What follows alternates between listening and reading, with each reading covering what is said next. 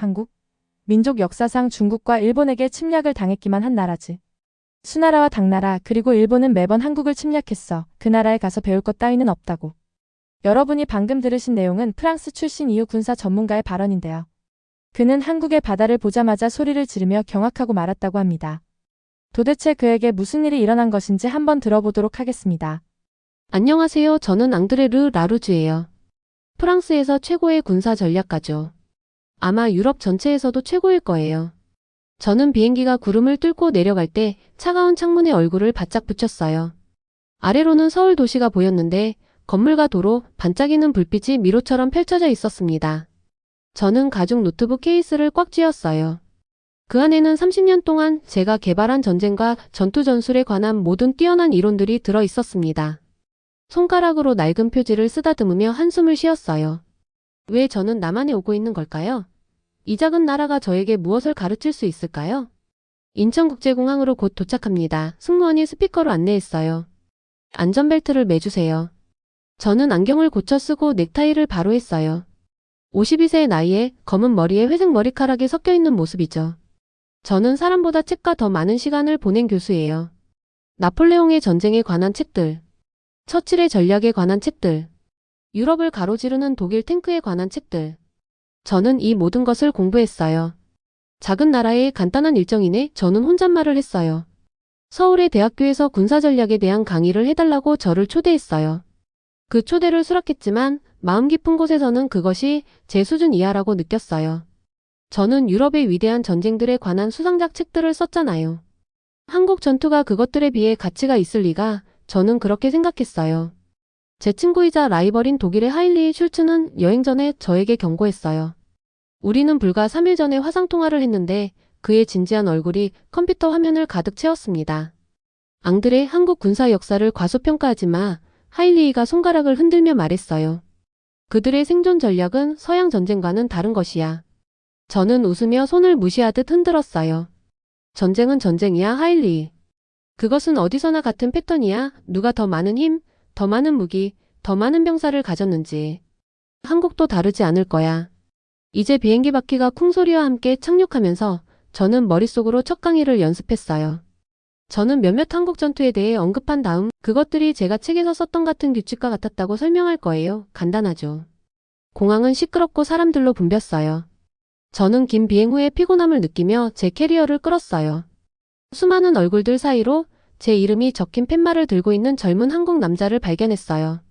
그는 제가 다가가자 미소를 지으며 살짝 고개를 숙였습니다. 드 라루즈 교수님? 저는 국방대학교의 김민석 교수입니다. 한국에 오신 것을 환영합니다.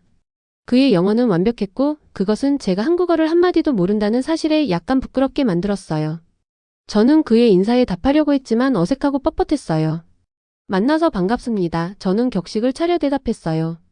제 전문 지식을 학생들과 공유할 생각에 설레는군요. 김 교수의 눈이 반짝였어요. 마치 그는 제가 모르는 무언가를 알고 있는 것 같았어요. 우리도 한국의 것을 당신과 나눌 수 있어서 영광입니다.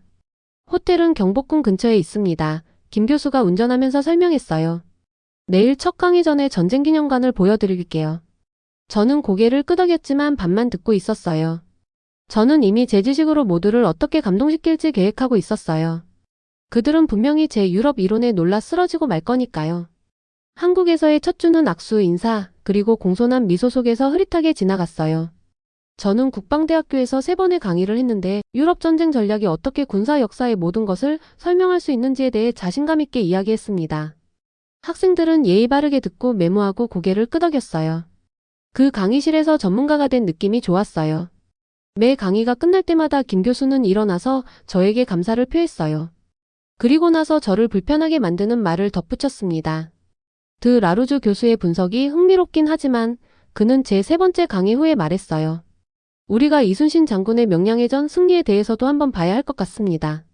그는 단 13척의 배로 133척의 일본 군함을 물리쳤어요. 유럽 전략은 이것을 어떻게 설명할까요?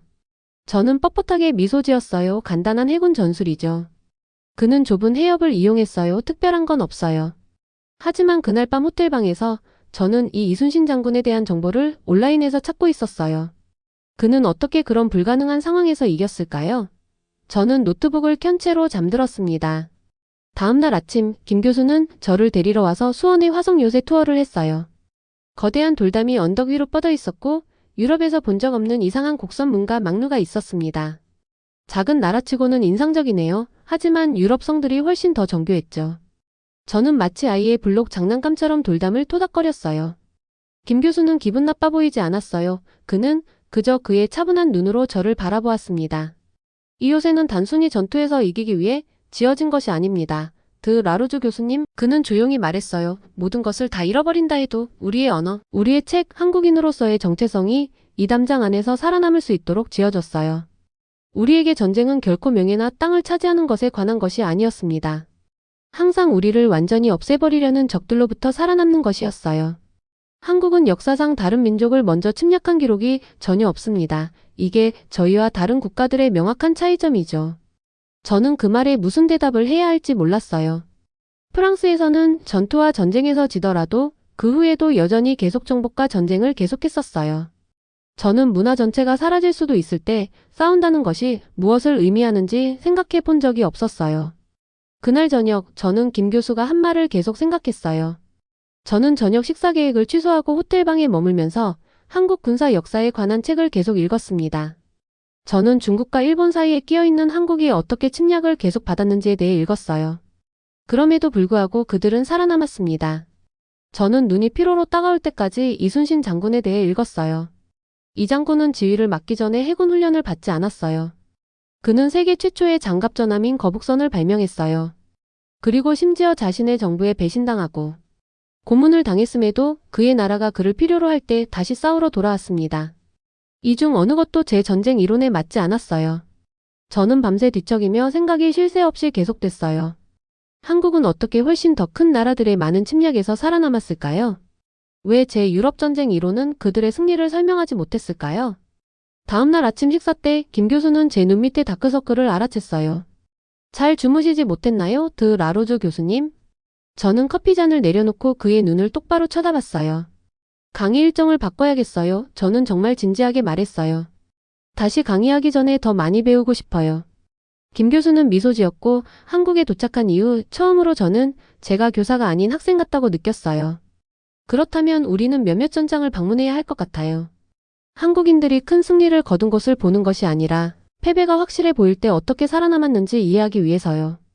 우리가 호텔을 나설 때 저에게 태어나서 처음 드는 감정이 느껴졌어요.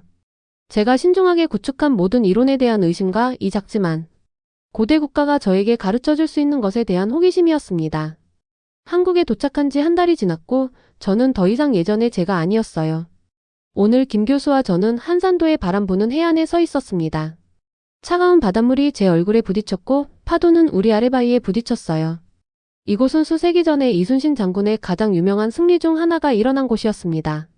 눈을 감아보세요. 앙드레 김 교수가 말했어요. 우리는 한 달여간 함께 지내며 친구가 되었기 때문에 제 이름을 부르며 상상해보세요. 1592년 7월 8일 아침이에요. 이순신 장군이 지금 당신이 서 있는 바로 그 자리에 서 있어요. 저는 눈을 감았어요. 짠 바다바람이 제 머리카락을 휘감았습니다. 머릿속에서 저는 거의 수백 척의 일본 배들이 다가오는 모습을 볼 수 있었어요. 그들의 돛은 마치 물 위를 움직이는 숲처럼 보였습니다. 그는 수적으로 분리했어요. 저는 눈을 뜨며 말했어요. 70척이 넘는 일본 배들이 그의 56척의 한국 배에 맞서고 있었죠. 김 교수는 고개를 끄덕였어요. 그리고 일본은 더 나은 무기, 더 경험 많은 선원들을 가지고 있었고 이전에 훨씬 더 많은 전투에서 이겼었죠. 당신의 유럽 이론에 따르면 그들은 쉽게 이겼어야 했어요. 그렇다면 이순신 장군은 어떻게 그들을 물리쳤나요? 저는 물었어요. 이 질문은 몇 주 동안 제가 궁금해서 미칠 지경이었던 문제였습니다. 오세요. 김 교수가 근처의 작은 박물관으로 저를 인도하며 말했어요. 안에는 전투 진영을 보여주는 큰 지도가 있었습니다. 이것이 이순신 장군이 한 일이에요. 그는 우리가 하객진이라고 부르는 진영을 만들었어요. 저는 지도를 한번 훑어봤어요. 이순신 장군은 그의 배들을 반원형으로 배치했는데 마치 쉬운 표적처럼 보였어요. 일본 배들은 가운데를 뚫을 수 있다고 생각하며 앞으로 돌진했습니다. 하지만 그것은 함정이었군요. 저는 이제야 조금씩 이해가 되는 것 같았어요. 네. 일본 배들이 함정에 들어왔을 때 한국 배들은 그들 주위로 날개를 닫았어요. 김 교수는 한국 배들이 어떻게 적을 포위했는지 손을 사용해 보여주었어요. 결국 47척의 일본 배가 침몰되었어요. 이순신 장군은 한 척도 잃지 않았죠. 저는 제가 배운 것을 이해하려고 노력했지만 이 중 어느 것도 제가 지금까지 알고 있던 전쟁 이론과 맞지 않았어요. 이순신 장군이 유럽 해군 제독들과 다른 점이 뭔지 아세요? 김 교수가 우리가 파도를 바라보며 물었어요. 뭔가요? 그에게는 패배가 한국의 끝을 의미했어요. 단순한 군사적 패배가 아니라 그의 민족의 소멸이요. 김 교수의 목소리는 조용했지만 강렬했어요. 독일이 전투에서 졌을 때 독일은 여전히 남아 있었어요. 왜냐면 독일은 먼저 침략한 나라였거든요. 프랑스도 전쟁에서 졌을 때 그것은 여전히 프랑스로 남아 있었어요. 하지만 침략당하는 입장이었던 한국과 같은 작은 나라들은 매 패배가 전 민족의 위기였었죠. 그의 말은 저에게 완전히 충격적이었어요. 저는 이전에 그런 식으로 전쟁에 대해 생각해 본 적이 없었습니다. 유럽에서 우리는 영광 땅 권력을 위해 싸웠어요. 하지만 여기서는 그들은 존재할 권리 자체를 위해 싸웠던 거죠. 그날 저녁, 저는 제 독일 동료인 하일리 슐츠가 제 호텔에서 기다리고 있는 것을 보고 놀랐어요. 그는 학술 회의를 위해 한국에 도착했고, 제 연구 내용이 갑자기 바뀐 것에 대해 들었다고 했습니다. 위대한 앙드레 드 라루즈가 한국 군사 역사 전문가가 되고 있다고? 하일리는 우리가 전통 찻집에 앉아있을 때 웃었어요. 이건 직접 봐야 했어. 하일리, 우리가 전쟁에 대해 공부한 모든 것은 틀렸어. 저는 급히 말했어요. 우리는 항상 전쟁을 상대적으로 비슷한 크기의 세력 간의 경쟁으로 분석했고, 패배는 영토나 영향력의 상실을 의미했지. 하지만 여기서는 그들은 각 전투가 민족으로서 마지막일 수 있다는 것을 알면서 싸웠어. 그들이 전쟁 전략에 대한 전체적인 접근 방식이 달랐던 이유는 목적 자체가 달랐기 때문이야. 하일리는 자신도 모르게 흥미를 느끼며 앞으로 몸을 기울였어요. 계속해봐. 이순신 장군 같은 한국 장군들은 단순히 전투에서 이기려고 하지 않았어. 그들은 자기 민족이 다음날 싸울 수 있도록 생존하기 위해 무엇을 해야 하는지 정확히 계산하고 있었어. 이순신 전략은 우리가 그들에 대해 알고 있던 상식의 모든 것을 바꿔. 저는 계속했어요. 그것은 영광스러운 승리에 관한 것이 아니었어. 어떤 대가를 치르더라도 생존하는 것이었지. 하일리는 천천히 고개를 끄덕였어요. 그래서 이 새로운 이해로 무엇을 할 건가? 가능한 모든 것을 배울 거야. 저는 말했어요. 그리고 나서 군사 역사에 대한 우리의 이해를 다시 쓸 거야. 그 말을 하면서 저는 한국에 도착했을 때 배울 것이 없다고 믿었던 오만한 교수 때부터 제가 얼마나 많이 바뀌었는지 깨달았어요. 프랑스에 있는 제 동료들이 지금의 저를 본다면 그들은 저를 알아보지 못할 거예요. 제 호텔방 벽은 지도, 전투도표, 포스트잇으로 가득 찼어요. 한국 역사에 관한 책들이 모든 곳에 쌓여 있었습니다. 책상 위, 침대 옆 테이블, 심지어 화장실에도요. 저는 원래 계획했던 강의 시리즈를 완전히 포기했어요. 대신 저는 새로운 것에 몰두하고 있었는데 제 전체 커리어에서 그 어떤 것보다 저를 흥분시키는 것이었습니다. 저는 그것을 생존의 전략이라고 불렀어요. 이것 좀 봐. 저는 한국의 체류 기간을 연장해 저와 함께 연구하고 있는 하일리에게 말했어요. 우리는 제 혼란스러운 연구 자료들에 둘러싸인 채 호텔방에 앉아 있었습니다. 저는 1590년대 일본의 한국 침략에 관한 제 메모를 가리켰어요. 일본군은 침략했을 때 16만 명이 넘는 병사들이 있었어. 한국은 아마도 5만 명의 제대로 훈련받지 못한 군대를 가지고 있었지. 그래서 일반적인 군사 계산으로는 한국은 몇 주 안에 정복되었어야 했어. 저는 계속했어요. 하지만 대신 한국 지휘관들이 한 일을 봐봐. 저는 산성과 게릴라 공격 지점을 보여주는 지도를 펼쳤습니다. 그들은 수적으로 불리한 공개 전투에 결코 참여하지 않았군. 하일리가 관찰했어요. 정확해. 저는 흥분해서 지도를 두드렸어요. 모든 한국 지휘관들은 정확히 같은 계산을 했어. 한국 병사 한 명이 죽을 때마다 그들은 생존의 희망을 가지려면 최소한 3명의 일본 병사를 제거해야 했지. 이건 단순히 똑똑한 전술이 아니야. 이건 전쟁에 대한 완전히 다른 접근 방식이야. 유럽 전투에서 지휘관들은 극적인 돌격과 결정적인 전투를 통해 승리를 추구했어. 하지만 한국 지휘관들은 그들이 사람을 잃을 여유가 없다는 것을 알았기 때문에 모든 전투는 한 가지 질문의 기초에 계산되었지. 이 교전이 우리가 국가로서 생존하는 데 도움이 될 것인가? 김 교수가 점심을 가지고 도착했어요. 비빔밥 3개, 제가 가장 좋아하게 된 야채와 고기가 들어간 한국밥 요리였습니다. 우리가 금속 젓가락으로 먹으면서 저는 그에게 제 새로운 이론을 설명했어요. 전통적인 서양 전쟁은 비교적 비슷한 힘을 가진 국가들이 이익을 위해 싸우지만 한국 군사 역사는 완전히 다른 계산으로 작동해요. 김 교수는 미소 지었어요. 드디어 당신이 마침내 우리 역사를 제대로 보게 되었군요. 저는 노트북을 집어들고 명량해전에 대한 제 분석을 그들에게 보여주었어요. 이순신 장군이 단 13척의 배로 133척의 일본 배를 물리친 전투요. 숫자를 보세요. 저는 말했어요. 이순신 장군은 단순히 전투에서 이기길 원하지 않았어요. 그는 각 배가 다음날 싸울 수 있을 만큼 안전하게 유지하면서도 여러 적배를 제거할 수 있는 공식을 만들어야 했어요. 하일리히가 몸을 앞으로 기울였어요. 그래서 영광스러운 승리를 추구하기보다는 그들은 유리한 교환을 추구했군. 저는 이순신 장군의 마지막 전투에 대해 생각했어요. 적 저격수에게 총을 맞아 죽어가면서도 그는 장교들에게 북을 치고 지휘관 깃발을 올리라고 했어요. 전투가 이길 때까지 그의 죽음을 부하들과 적에게 숨기면서요.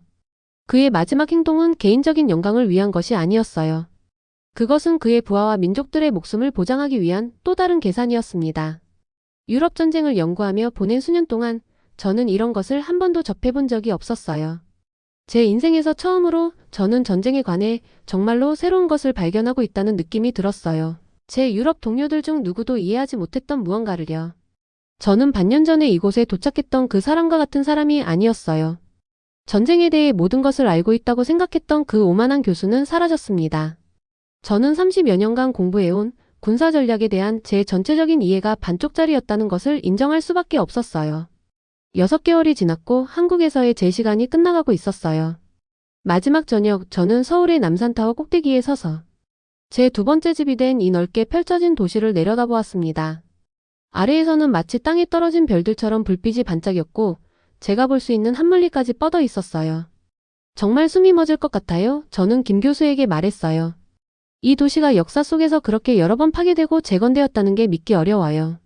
오늘 당신의 마지막 강의는 원래 우리에게 가르치려고 계획했던 것과 꽤 달랐군요. 김 교수가 부드러운 미소로 말했어요.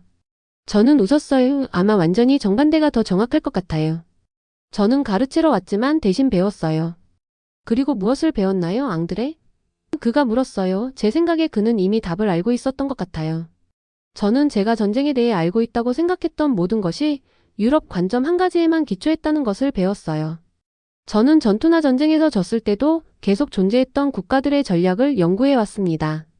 그들은 먼저 침략하는 입장이었기에 다시 침략당할 일들은 역사상으로 거의 없었죠. 저는 우리 아래의 풍경을 가리켰어요. 하지만 한국 군사 역사는 달라요. 각 전략, 각 전투 계획, 각 작은 전투들은 단순한 패배가 아니라 멸종을 의미한다는 이해와 함께 설계되었어요. 김 교수는 고개를 끄덕였어요. 그것이 이순신 장군의 승리가 우리에게 그렇게 많은 의미를 갖는 이유예요. 그냥 전투에서 이겼다는 것이 아니라 그가 우리 민족으로서의 생존을 보장했다는 거예요. 그날 밤 늦게 제 송별 만찬이 전통 한국 식당에서 열렸어요. 우리는 낮은 테이블 주위의 바닥 쿠션에 앉았는데 수십 가지의 김치, 구운 고기, 채소, 그리고 제가 좋아하게 된 국들이 가득했습니다. 하일리히도 거기 있었고 제가 머무는 동안 만났던 모든 교수들과 학생들도 있었어요. 놀랍게도 하일리히가 일어나 건배를 제안했어요. 그는 작은 쇠그릇에 담긴 막걸리를 들었습니다. 앙드레 드 라루즈를 위해 그가 말했어요. 모두가 박수를 쳤고 저는 부끄러움과 자부심으로 얼굴이 뜨거워졌어요. 우리가 밤늦게까지 먹고 이야기하면서 저는 제 여정이 저를 얼마나 완전히 바꿔놓았는지 생각했어요. 6개월 전에는 저는 절대로 바닥에 앉아 먹거나 젓가락을 사용한다거나 작은 컵에서 막걸리를 마시는 일이 없었어요. 이제 이런 것들은 숨쉬는 것처럼 자연스럽게 느껴졌어요. 다음 날 아침 김 교수가 저를 공항까지 태워다 주었어요. 우리가 작별 인사를 나눌 때 저는 그에게 제 세원고 사본을 건넸습니다. 당신이 이것을 읽고 제가 제대로 이해했는지 말해주신다면 영광일 것 같아요. 저는 말했어요. 표지 페이지에는 이렇게 쓰여 있었어요. 한국이 알려준 전쟁의 진정한 본질. 좋은 말씀 주셔서 제가 영광입니다. 앙드레, 김 교수가 손을 흔들며 말했습니다. 조심히 가요. 제 비행기가 이륙할 때 저는 도착했을 때처럼 창에 얼굴을 바짝 붙였어요. 창문 아래의 한반도가 점점 작아지다가 구름 아래로 사라졌어요. 제가 한때 작고 중요하지 않다고 무시했던 이 나라에서 저는 아마도 가장 중요한 군사적 교훈을 발견했어요. 진정한 전략적 천재성은 영광스러운 정복에 있는 것이 아니라 한국 사람들, 한국 문화, 그리고 한국의 삶의 방식이 불가능한 역경에도 불구하고 견뎌내도록 보장하는 데 있다는 것을요. 승무원이 제 커피를 가져왔을 때 저는 노트북을 열고 새 책의 서문 작업을 시작했어요. 전략가로서 제 가장 위대한 여정은 한국을 떠나는 것으로 끝나지 않았어요. 한국에서 새로 배운 제 군사 커리어는 이제 시작입니다. 오늘 가져온 사연은 여기까지입니다. 오늘 하루도 행복하게 보내시고 오늘의 사연 재밌게 보셨다면 좋아요와 구독 꼭 부탁드릴게요.